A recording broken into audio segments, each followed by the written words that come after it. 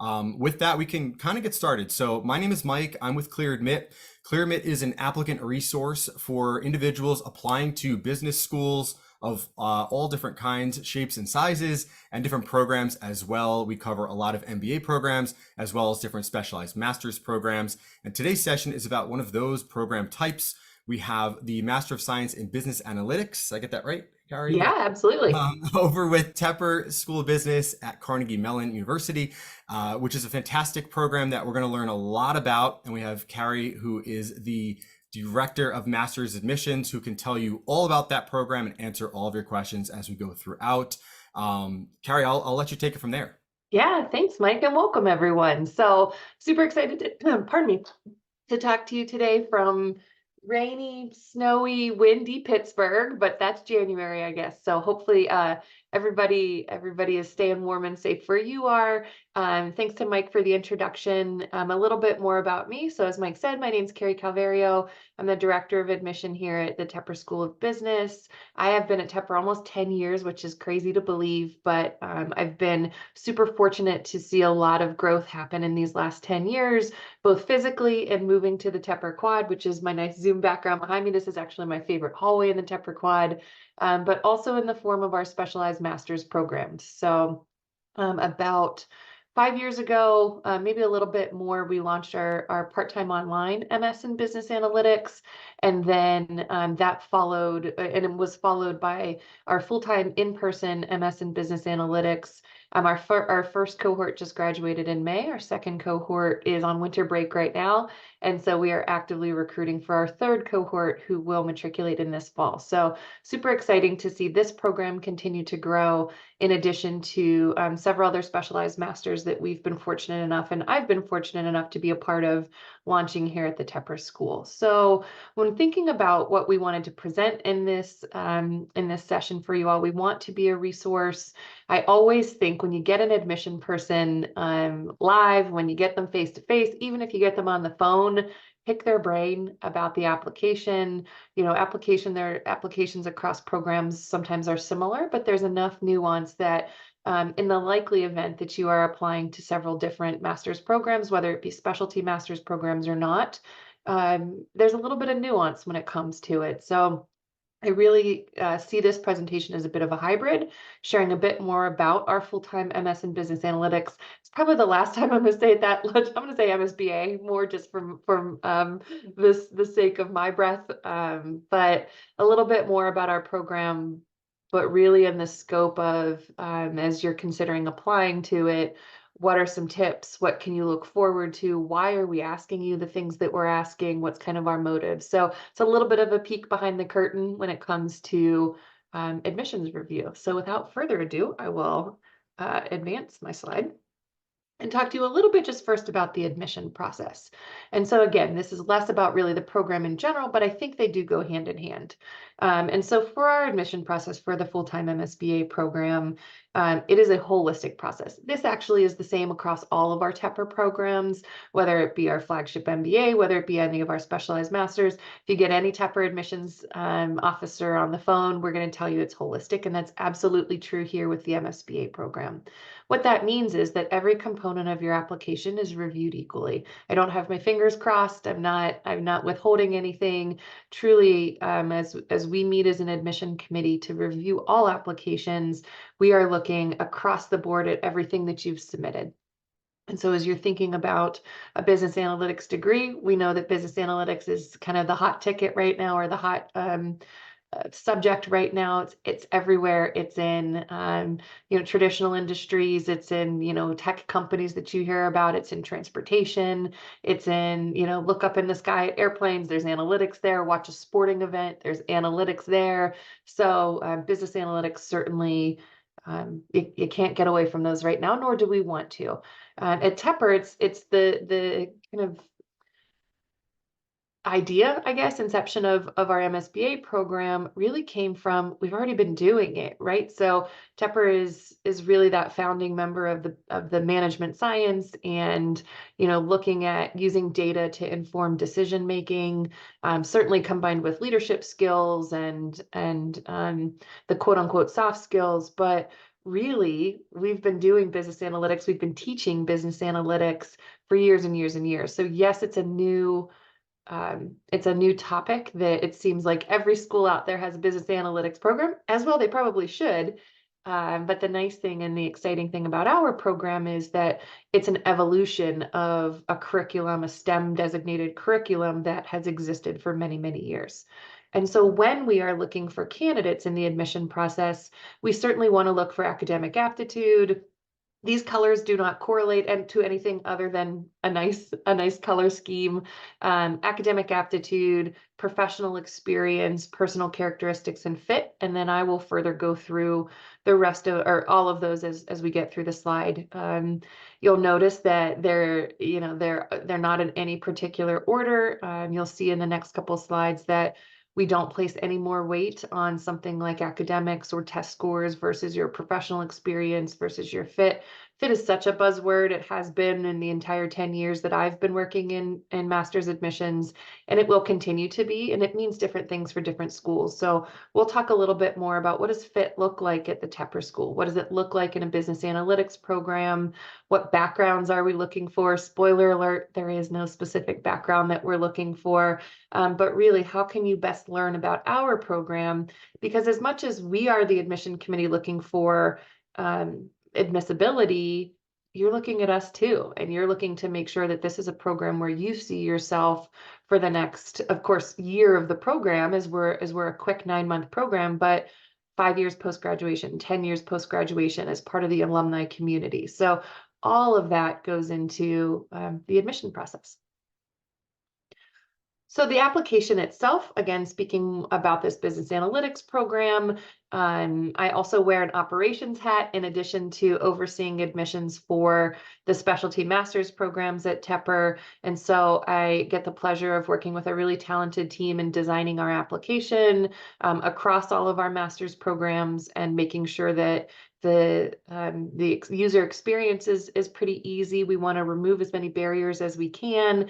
The application itself, this isn't really, I feel like I'm dating myself, but it's entirely online. But the application can be accessed from anywhere at any time. It's auto saved, so you don't have to sit down and spend your whole evening working on it. You can kind of work on it here and there. A lot of our applicants to our full-time MSBA are pre-experienced, which means you likely are college seniors or a couple years post-undergrad, post your undergrad degree.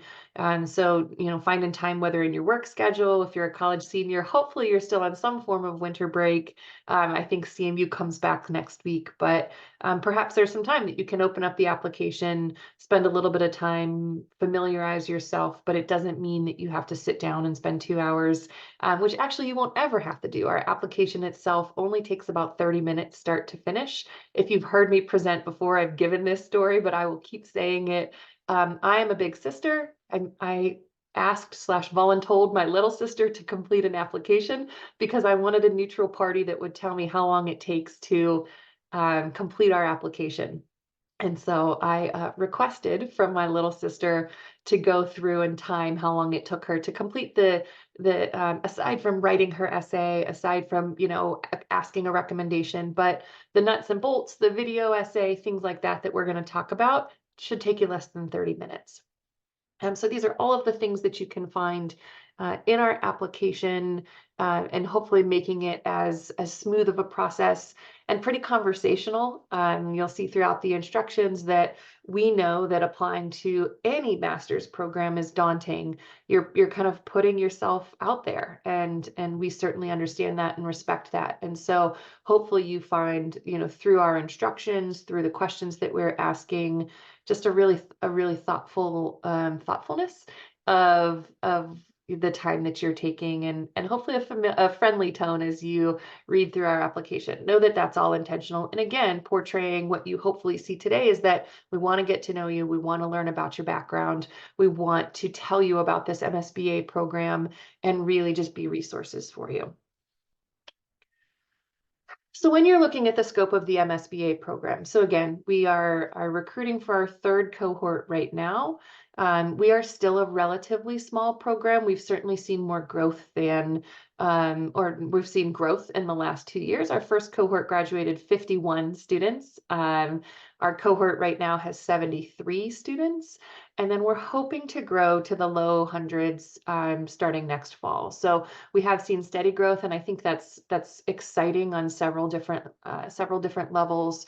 First, just for what that means for Tepper. So our MSBA students are working in parallel and in complement with MBA students, with our master's students in product management, with our inaugural class of master's in management students who will start this fall. So everybody is working together. You have a shared master's space. So it's really nice to have essentially colleagues in the graduate enrollment management space. And so when you're looking at this MSBA program, and you'll see the curriculum, you know, yes, there's a technical aspect of it. We are Carnegie Mellon, we are the Tepper School, so data is certainly our expertise, and classes from a quantitative management standpoint. However, as I told you in that first slide, spoiler alert, there is no one set major, there is no one set academic background that leads to more success than another.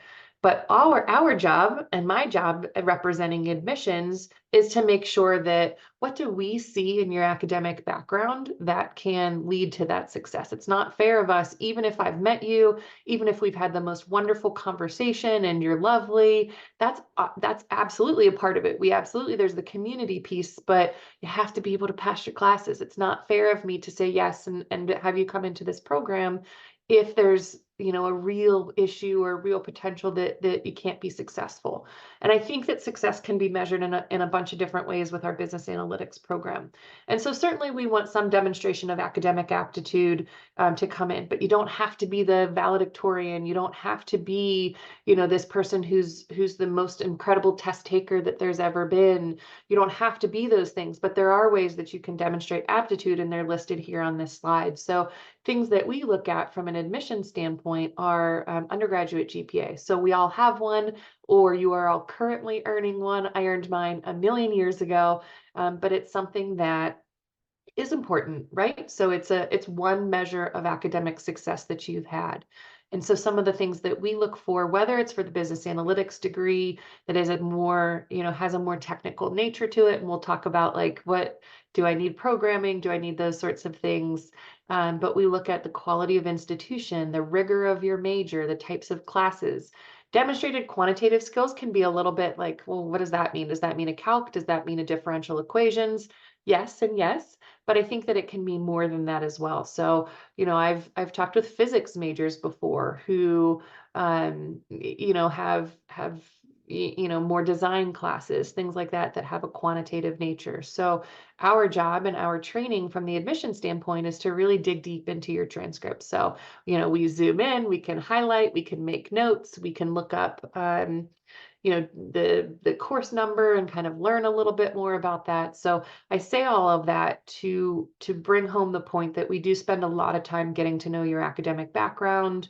If you've got 5 math classes and you aced all of them, that's a pretty open and shut transcript for me, but that's not the case for many of our students, and that's okay. And what that means then is I spend a little bit more time looking at grade trends, looking at, okay, what classes did you take? Were you an engineering major? How well did you do in your engineering classes versus your general education classes? Or maybe you were a biology major, but took a couple extra quantitative classes. How did you do in those? Is your GPA because, those labs were super tough? And so, quite honestly, from an admission standpoint, if you didn't do well in an anatomy lab, I think you'll be okay at Tepper. But those are all the sorts of things that we are hoping to learn as we take that deep dive into your application.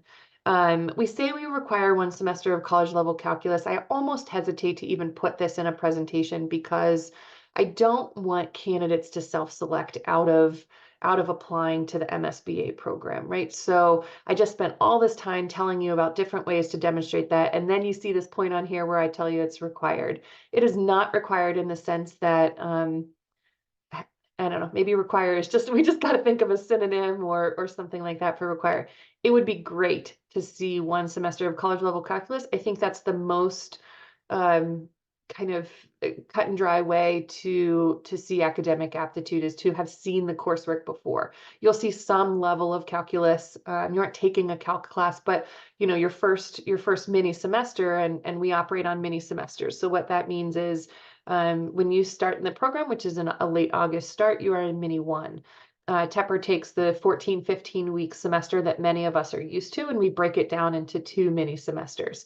And so there's about 7 weeks long. One of your first classes is a prop stats class. And so being able to make that transition into whether you've just graduated, whether you've got a couple years of work experience under your belt, that one of the first classes that you're going to see when you get to campus is a probability and statistics class. And so just knowing that you're going to jump back into that analytical curriculum. So I think we'll call an audible here and say not required. Would be really nice to see, is helpful to see. However, maybe you have a linear algebra class, maybe you've taken some other math classes, maybe you've taken a math for analysts class, maybe you've taken machine learning, maybe you've taken, there's different things. So I hope that comes across, that I think there are more ways than here's the one calculus class that I've taken. So with the GMAT test, this is the question that we get lots these days. So prior to COVID, you would probably be pretty hard pressed to find many schools that talked about test waivers. And so it was a product of, of the onslaught of COVID, when testing centers had to close, things like that, that many schools, Tepper being one of those, implemented at the time what was a temporary option of you could apply for a waiver. We are not test optional. We never were test optional. However, what we do is give the option for applying for a test waiver. And so we'll talk about that at length here on the next slide, but I do want to introduce that because you only see test scores right here. Absolutely, we still accept test scores. We still accept the GMAT, the GRE, all new versions of them. The GMAT Focus Edition, we just started getting score reports from that first batch of GMAT Focus. So if you're not familiar with that, GMAT has shortened their flagship test, the GMAT, by over half. The cost has been reduced, and so they've taken a really intentional approach at looking what they're asking test takers, what can be removed. And so absolutely we will accept those scores, and they just started rolling in last week. Because we are a business school, I think that it's more, or it's kind of just goes hand in hand, that more of our test takers are taking the GMAT. However, the GRE is you can absolutely be successful as a GRE taker. There's no real, like, this pile of GMAT or this pile of applications is GMAT and we review them one way. This pile is GRE applications and we review them a different way. So we're going to review all of those applications exactly the same. There used to be a conversion tool on the ETS website, which is the parent company of GRE, where you could plug in your GRE quantitative score and your writing or your verbal score, and it would compute kind of an estimate of a GMAT score. That no longer exists, but that's pretty okay, because that's not anything official. It was really just for you to kind of put it into maybe GMAT terms when you see a lot of schools are putting like their averages on the website. You will see Tepper posting, though, our GRE averages as well as our GMAT averages. So both of those are you can absolutely be successful submitting both of those. So what are we looking for as an MSBA applicant for somebody who is choosing to submit a test score? So overall score is important. Quantitative score is important. Again, we are a quantitative, our school is certainly data focused, quantitative, but it's really, I'm sorry, Siri, I should have silenced my watch. Sorry, everyone. So there absolutely should be balance, though, between the two of them, because one of the most important, kind of the key to our business analytics program, and the difference is a lot of questions I get about what's the difference between business analytics and data analytics, what's the difference between being a data scientist, and that difference is the business piece. And I think that that's, again, what separates us, that we are a business analytics program, because yes, you're going to get probability and statistics. Yes, you're going to get programming. Again, your first course is probability and statistics. The second one is Python and R. And so you're getting programming right away. And so it is important to have that aptitude. However, there's also the business side of it. You're going to get managing people and teams. You're going to get, ethics courses. You're going to get, courses in leadership. You're going to get courses in that. So as a business analytics graduate, yes, you can go. We used to have this tagline of a marketing campaign of it's not enough to be the smartest person in the room. And what that means is you can know all of the numbers. You can, compute them. You can use them to inform data decisions. But if you can't communicate them, if you can't get buy-in, if you can't, sell them, then it's not enough to be the smartest person in the room. And that certainly holds true when we look at the business analytics applicants from the scope of test scores, where there needs to be interplay. If you have a sky high quant score and verbal is just kind of tanked for whatever reason, whether you put all your energy into quant and you kind of just did the bare minimum for verbal, or if you just truly are having trouble communicating from the verbal standpoint. So interplay is really important there, of seeing a fairly even set of scores from those, because again, one indicator, but as you are preparing these to make these really complex data informed decisions, you got to be able to talk about it. You got to be able to go talk to marketing and tell them, kind of inform them of what trends you're seeing and what computations you've made. But you have to be able to understand how that someone in marketing, not to pick on marketing, let's use finance, let's use shareholders, let's use any example. You have to be able to communicate across those lines. And that's the kind of gist, and that's the real importance of a business analytics degree, and that we really hang our hat on here. All that about a GMAT test, right? Really this GMAT preferred accepted GRE, they're pretty much, kind of equal at this point as far as, being a business school. I think it's always been our number one, it's always been our inclination to say, okay, take the GMAT. It is a test geared towards success in business school. The GRE is a general test. And so I think that it's a little bit maybe of an older way of thinking, of an old school way of thinking of taking the GMAT. But absolutely, we've seen a rise in GRE scores. But of course, the kind of topic of the hour is to talk about test waivers. So I had kind of introduced this as I talked about that, but this, at least for Tepper, our test waiver process was really, really born during COVID, but it's here to stay. Not COVID, hopefully, but the test waiver, because, and I was a staunch supporter of, nope, we need test scores. It's one way of measurement. And I'm happy to say that I am a reformed supporter of only test scores, because there are other ways that you can demonstrate that. So absolutely, it's one data point for us submitting a GMAT or a GRE score. In absence of that, though, we still need to see that demonstration and that evidence. Hence is our test waiver process. And it's been fine-tuned in the years since it first kind of came to be in COVID. So for the business analytics program, when you're applying, I wanted to first kind of talk about process, and then kind of dispel some of the myths about applying. What if you don't get it? Can you still get a scholarship? And so the process is pretty simple. We do make it as part of our application process. And so, we just don't have the capacity. We are humans. I know we're living in the AI ChatGPT world, but we review every single submitted test waiver, and just to make sure that there's enough evidence of quantitative academic ability. And so it's part of your application submission. It's intentionally broad. A couple years ago when MSBA first launched, we were asking for really specific demonstrations of things like math classes. Again, as anybody evolves, so does this MSBA admission process to be, yes, it can be math classes you've taken. Yes, it can be some, a STEM background that you have. Maybe it's an advanced degree that you earned.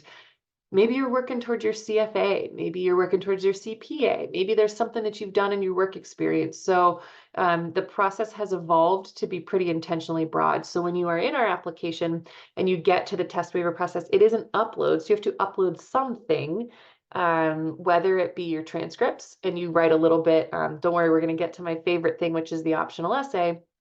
But you write a little bit of a blurb in your optional essay and say, I just re-uploaded my transcripts as part of the test waiver review. I think they speak for themselves, but I'd particularly like to highlight these 5 classes that I've taken and that I think speak to it. Or I'd invite you to look at the certification that I uploaded, that I have a data analytics certification, or that I just took, a Python learning course, or something like that. So it's intentionally broad. It's not meant to trip you up. It's not meant to, separate people out, or to say that. It's really a learning that we had as we continue to evolve the admissions cycle, or the admissions procedures for this MSBA program. Of there are lots of ways that you can demonstrate quantitative aptitude. So you'll see that all part of our application.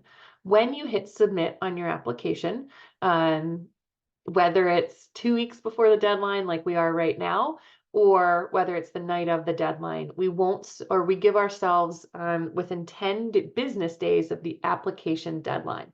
So we've got lots of eager folks out there who submit early, and that's wonderful, and it gets us very excited for the upcoming admission round.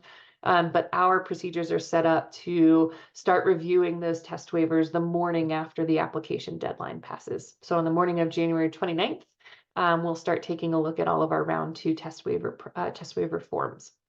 And so when it comes to with business analytics, these are 2 questions that I'm sure are on your mind as you mull over a test waiver. Because we are a technical program, because you need some level of technical aptitude. Again, you don't have to be an engineer, you don't have to be a supercomputer, but you likely have some sort of technical work in your background, whether that be classes you took, all the things that I've talked about, in these previous slides.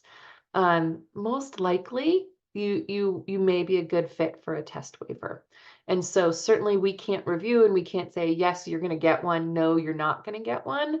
But I would say take a really critical look at your application, take a critical look at what you've uploaded as kind of evidence of a test waiver, and kind of see, what do you think this demonstrates? And so, because we get a lot of applicants who have had technical backgrounds, who have had math backgrounds, science backgrounds, STEM backgrounds, things like that, it's relatively simple. Doesn't mean it's a guarantee by any means, but it's relatively simple to produce evidence that shows quantitative background.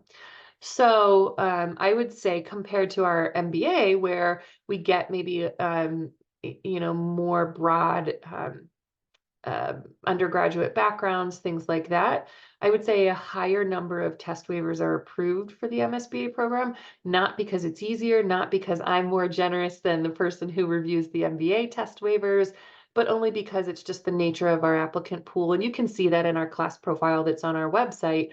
That likely speaks to, you've just seen it before. You've just been exposed to more quantitative coursework. If you are an English major listening in, English major to English major, do not be dismayed. When it comes to the test waiver, this is what I'm talking about. So just kind of be a little bit critical with yourself of, it would be nice for everybody to get a test waiver. It would be nice if, perhaps you're thinking this, it would be nice if Tepper just said, we're test optional, everybody can apply. But again, that's not fair to candidates. Because we take this process really seriously, we want to make sure you can handle the curriculum. Again, the test is one way of doing that. And in addition to everything that we see, again, there's all of that balance in the holistic review. But if you're using me as an example, an English major who didn't take any high-level math or really have any quantitative coursework, is it really in my best interest to apply for a test waiver, even if it's maybe a little bit more convenient and it saves me from taking a test? Maybe not. Yes, it's more convenient, but am I really setting myself up for success should I get admitted into this program? So that's my little plug for my fellow English majors out there. What if you get a waiver? Great news. Your application will move forward in the admission review, as long as we have everything else, and we'll talk about those on later slides. So as long as we've got your transcripts, as long as your resume is formatted correctly, as long as we have the recommendation that's required, then your application can move forward in the admission review, and you'll get an admission decision in the round in which that you applied. If you apply for a waiver and do not get one, it is not the end of the road for you, unless you choose it. Unless you say, nope, I'm not taking the test, thanks but no thanks, then okay, that's fine. but it is not the end of the road when it comes to our perspective. And so if we communicate that a test waiver wasn't approved, you have a timeline in which you can submit a test, or you can move to the next round and have even more time. So it is not a denial. It is not negative in the admission committee's eyes if you didn't get a test waiver and then you submit a test score. You're just following instructions. So while I think it's certainly disappointing if you were expecting one, for us, it's not the end of the road. It's really just us saying you would benefit, and we need to see a test score that comes with that. So before I transition to kind of the professional side of things and talk a little bit about some maybe where our first graduating class goes, I just want to peek at the chat. I think it was just Mike introducing, but I always like to just take a brief breath and then awesome. Okay, so thanks, Mike. So then we will stop at the end and answer lots of questions. So let's talk a little bit from a professional experience background. So our business analytics graduates, again, we graduated our first class well, goodness, now we're getting ready to graduate our second class in a couple months. But in my mind, it was just a couple days ago that our first class graduated in May. And so we have seen some pretty exciting employment statistics. Those are going up on the website tomorrow. I know that our marketing team is really working with them. So didn't want to put them quite yet in the presentation, but know that we are super excited to share employment statistics from this graduating class, even though now the current class is interviewing, and we'll have their statistics, their employment statistics next year after they graduate, or next summer. So, but we've seen folks move into, banking positions, consulting, analyst positions.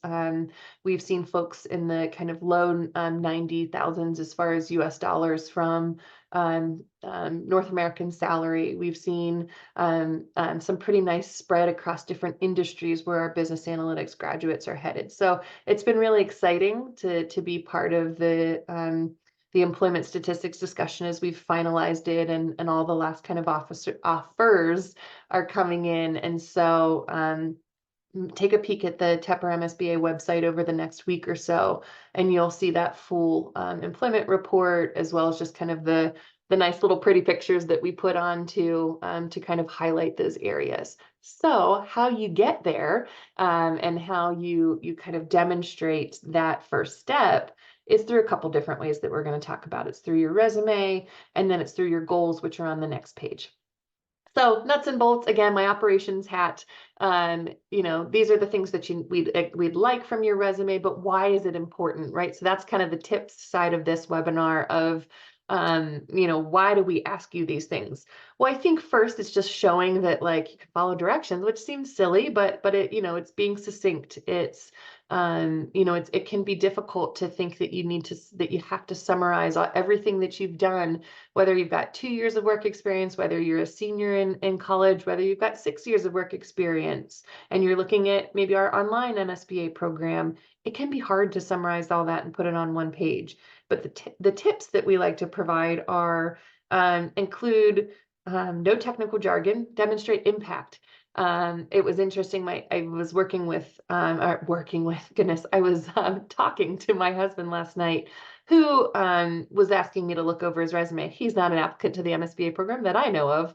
But I found myself kind of reflecting or saying more about this of you got to demonstrate impact. You've got to get the show versus tell. And so if you've ever heard that, that's the English teacher in me saying show versus tell. So how do you demonstrate impact? So instead of, point 1, point 2, point 3, all these points on your resume that just state essentially your job description, share more about the impact that you've had. Did you save the company any money? Did you innovate any processes? Were you nominated for an award? Not saying you have to have these big splashy achievements, but all of us can kind of quantify the results that we've had versus just just kind of saying all of the different points given on your job description.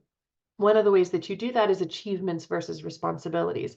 If all of us listed every single responsibility that we have, of course, our resume would be 10 pages long. And so the way that you're able to stay succinct, keep it chronological versus skills-based. When I open up your resume in the application, the very first piece of work experience that I should see is where you are currently or where you most recently were. Even if it's an internship the summer before your senior year, you should have a resume. At least it's a base that our Career Center can work from to say, okay, well, you're going to be recruiting pretty soon after you start in the program. So the MSBA program is a 10-month program. We run late August to graduation in May. And so you start working with your career counselor in the Master's Career Center. It's a one-on-one relationship. They start working with you really early on. Okay, you want to go into consulting? Well, consulting recruits really early in the fall. And so we need to get your resume ready. We need to do some mock interviews. What do you have? They've got a resume template and they've got, some things to help you there. So you don't have to worry about submitting this perfect resume, but you want to have a start, right? You want to be able to quantify the achievements that you've had, share more about internships depending on where you are in your career. If you have a couple years of full-time work experience, likely, unless it's a super important or super relevant internship, likely there's not much about internships that you need to put on your resume. A question that I get a lot is, what about extracurricular activities, whether you have them or whether you don't have them? I think it's great to put on there from an admission standpoint. So for me, I want to get to know you, and we do that through a couple different ways, through the written essay, which comes next, through the video essay, which is we're in our second cycle of a video essay. Those are all ways that have been designed for you to show your personality, to show a little bit more than just, what we see in pencil on your application. And so extracurricular activities are one way to do that. My caution when it comes to extracurricular activities on your resume is make sure that they're relevant. So again, a million years ago, when I was in high school and undergrad, I coached a youth basketball team. I loved it. It was kind of my life back then. But is it really relevant if I'm applying to a business analytics program? Maybe if now I'm working for that same youth basketball organization and I'm, predicting, success rates of, 10-year-olds foul shots. But no, so I would say is be just selective. You do not have to go out and join a board of an organization. You don't have to go join Toastmasters or anything like that. But if you've done something, if you are doing something that you're passionate about, that you're really excited to share, yeah, put those extracurricular activities on your resume. So employment gaps. This is another question that I get, or a question that I get about, I've had this internship, but no full-time. The optional essay is your best friend. The biggest piece of advice that I can give and that I do give applicants to any of our programs is to use the optional essay. If you truly think that from start to finish, everything that you've put in your application, everything you've written, the video essay that you've recorded, if you think it accurately describes everything or accurately portrays everything that you want the MSBA admission committee to know, great, no need to submit an optional essay. I will tell you that's very few people.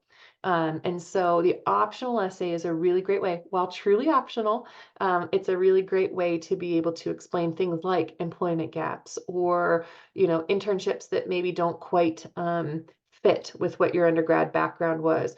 Academic things, maybe a grade trend that you see that we might notice that's a little bit off. Maybe you started out strong in your freshman year, your first year, but then extracurriculars pick up, things like that, and then we see a little bit of a dip. All of those things are relevant, and you should put in an optional essay.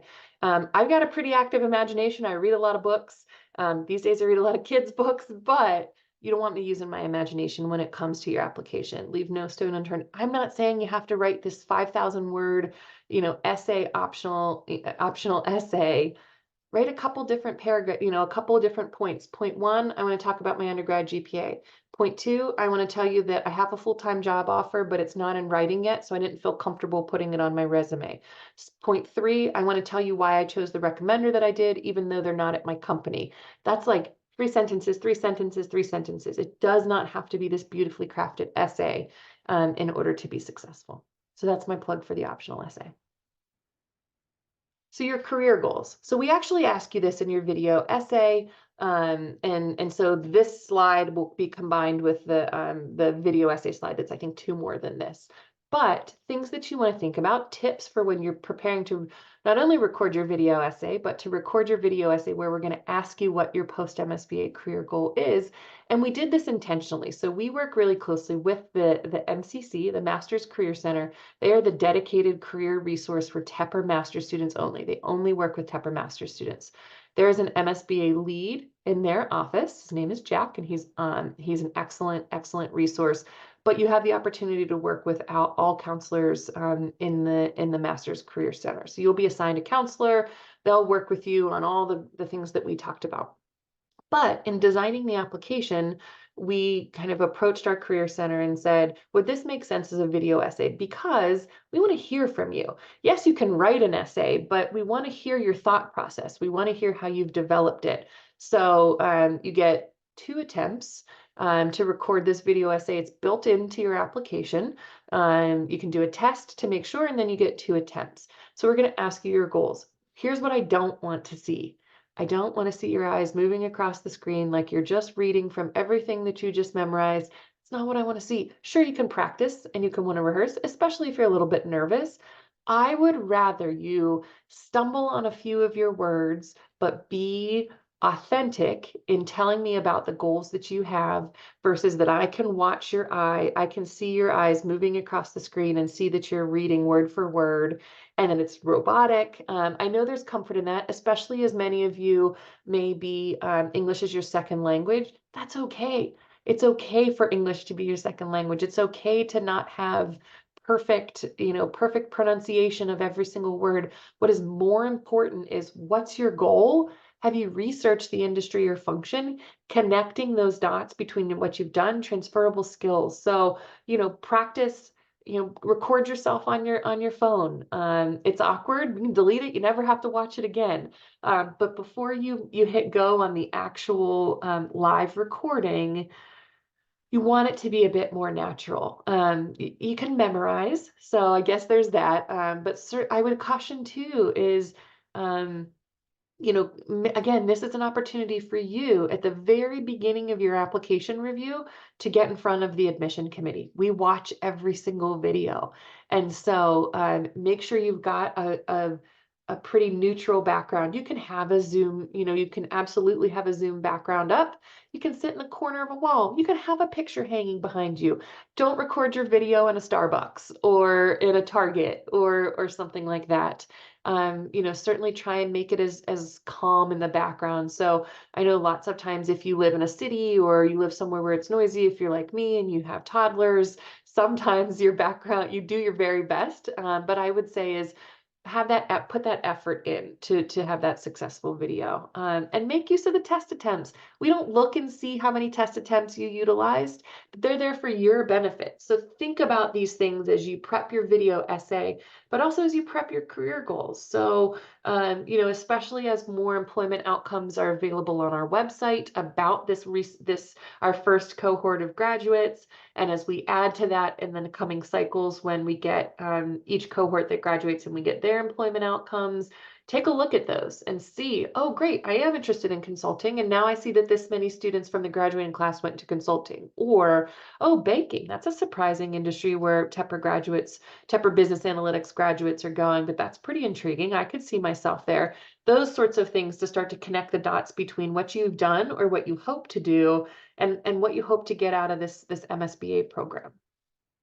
I will say too, we are a business school. The MBA program is our sister program, so we're part of a suite of those programs. This is not an MBA, and that's okay. That's designed that way. Maybe an MBA is in your future, but I would say kind of when you're looking at those goals, I don't think you're going to graduate with your MSBA after 1 year, no internship, and go be a consultant at one of the top 3 big consulting firms, or go be in investment banking or private equity. So all of those things kind of show the depth of research that you've done. Not that Tepper can't get you there, but really just what's this program designed for? Is it for that first step in your career, that next step in your career to solidify your analytics background, grow a little bit more, come back to Tepper, get your MBA, and really then be able to move and towards that C-suite level. So I think it's just understanding those expectations when you're submitting your career goals as well. Okie doke.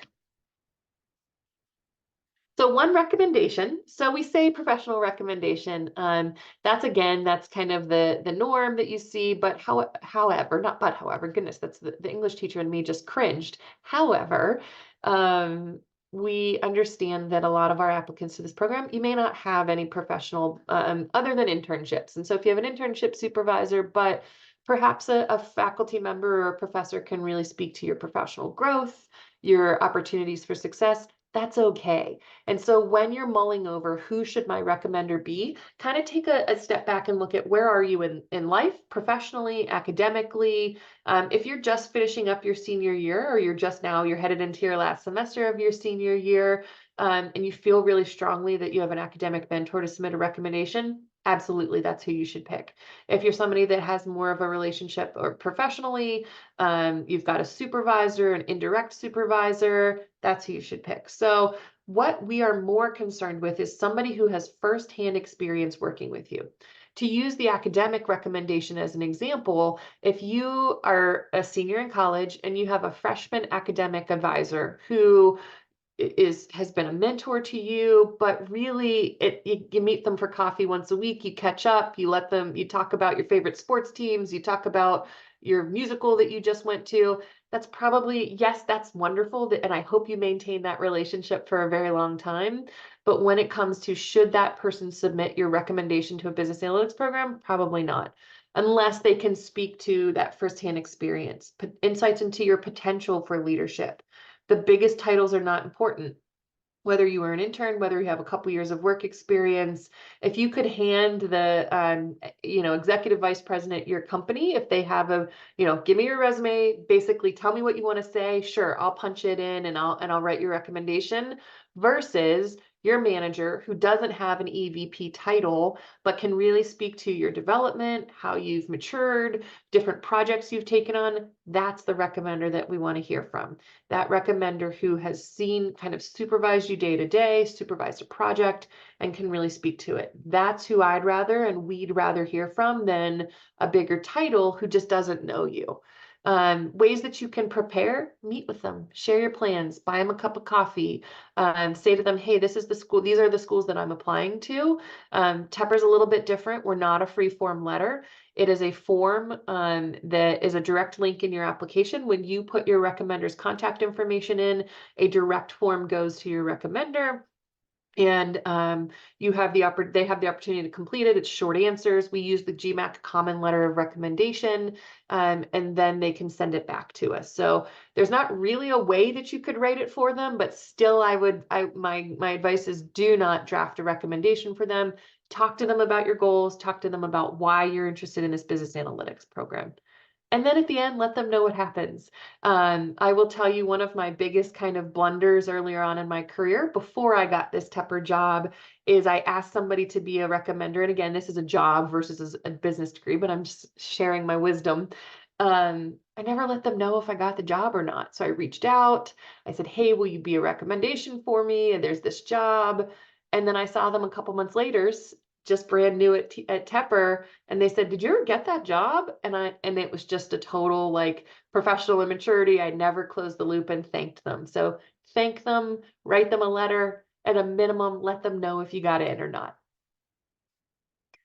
The interview, I know we're running close on time, and I want to make sure we get some questions. So we do evaluative interviews by invitation only. If you aren't familiar with the STAR approach for answers, Google it. But essentially, we're going to ask you questions of tell me about a time when, give me an example of, and the STAR approach is a really good way to organize your thoughts into what was the situation, what was I tasked with, what was the action I took. That's where you should spend the most amount of your time, and what result came of it. Even if the result wasn't favorable, what did you learn from it? Would you do it differently? Some tips for the interview: allow us to lead. So our team, our admission officers, conduct all of the evaluative interviews. You may or may not have a previous just relationship with them from meeting us on the road, or maybe you've gone to an office hour, or you've come to this webinar. You absolutely can pick somebody that you're familiar with as your interviewer, so you can be authentic, be engaged, but be thorough. We only have 30 minutes for an interview, and so there's a lot that the admission officer has to cover. We want to get to know you. We want to learn about your background, but we also have a lot of questions that we need to get through. Writing and recording your essays. The good news is we already talked really about your video essay, so that's why I left it pretty brief here because I knew we'd talk about it in goals. I want to just tell you about the intentionality behind our written essay. This is the same essay question that we use across Tepper programs, and that's intentional. So about our community is unique. How will you support them? How will you create an inclusive environment? This is an intentional question that we ask MBA candidates, MS candidates, because you are all part of the same community. Maybe you're not going to every single class together, but the community is there. You're sharing meals together. You're maybe, meeting each other in the master's lounge. And so to us, it was really important to have one consistent essay question across our master's programs because there's one consistent expectation that we want our community to be tight-knit. We want it to be comprised of inclusive, dynamic leaders. And so in your essay question, that's what we're looking for is not, this laundry list of things that you've done, but really just how do you want to create an impact here? I always say if you arrive to campus and you are surprised that your classmates want to get to know you, that you're going to be in groups, that you're going to, there's going to be opportunities to get together after class, then admissions, we haven't done our job in telling you about the community and getting you connected with the ambassadors and students. And then the optional essay we talked about as well, but so I say perceived deficiencies. Do not think, well, goodness, if I write this in my optional essay, I'm basically tattling on myself, and now I've ruined any chance that I might have at success. Doesn't mean that. What it means is additional opportunity for you to share about your background, and that is it takes a lot. It takes a lot to be honest and to own up to things, but that also shows the admission committee professional maturity and what type of student you'll be when it comes to integrity and to honesty and being an ethical teammate and leader. So I think it's pretty brave to submit the optional essay, quite honestly. Demonstrate your fit. We talked a little bit about this at the beginning, so some opportunities that you'll have. So right now our students are all on break, and then when they're back, we give them about a week or two to get settled before we start back up. But we do have weekly visits where you can come to campus. I believe it's on a Wednesday and experience a little bit more of a class, a tour with a current MSBA student. We do have online MSBA visits. They're part of our part-time online program. However, you can be interested in that program or the full-time program and maybe unable to travel to campus. That'll give you just a good look at, interaction between faculty and between our students. So all of that is on our website or will be live once our students are back. You also can connect with an MSBA student ambassador. We have a little less than 20 student ambassadors whose profiles are all on the website. We've organized them by academic background, so it's a little bit easier to navigate to and kind of find somebody who might have your academic background. I'd give them a little bit of time as they're kind of soaking up their last week of break. Some of them may be different parts of the country and the world, but they typically are really responsive. So reach out to a student ambassador. They're super excited to talk about their experiences now halfway through the program. So all of that to hope that you can convey what you've learned so that you understand or we can understand if we're fit for you and you for us. So all of that goes into your fit with Tepper. This is pulled straight from the website, so I won't spend any real time on here. These are our deadlines. So if you are interested, we do have a deadline coming up January 28th. We're happy to talk to you more about what that would mean. Would you, have time for it to get in by there? But we do have several more rounds coming up for the MSBA program. And then we have a part-time only round that starts at the beginning of summer, all for an August start date. We have one start date per year. We do have online an information session, an application workshop, which is going to look really similar to this and probably hear my voice again, and then an interview workshop kind of demystifying the interview. But given that you know a lot now, if you would also like a meeting with an admission officer, we do have specific recruiters and really sharp, wonderful people on my team who would love to schedule a one-on-one talk with you, whether phone, whether Zoom, talk to you more about our program. So our email address, which is answered by humans, is right there as well. So tepper-msba@cmu. So send us an email, let us know your questions, and we'll be happy to answer. So we did it. So I'm going to put it back here because this has our email address. But happy to take any questions in these last couple minutes, Mike. Oh, 1 minute. Oh, I talked too much. No, you were fine. This is great. I mean, it's better to get the information out because here's the thing.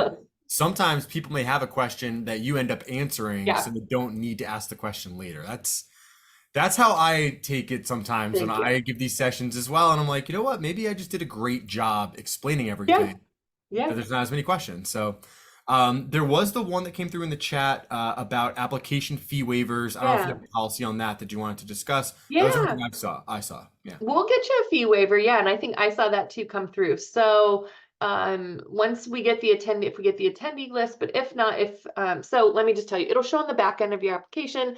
Probably won't see it when you go to submit, but just so for everyone attending today, live, we will get you an application fee waiver for sure. So whether through emailing us and letting us know you came, if not, we'll send you an email letting you know, hey, your fee waiver has been applied. So yeah, great question. We know it's an important factor, but we are happy to provide a fee waiver.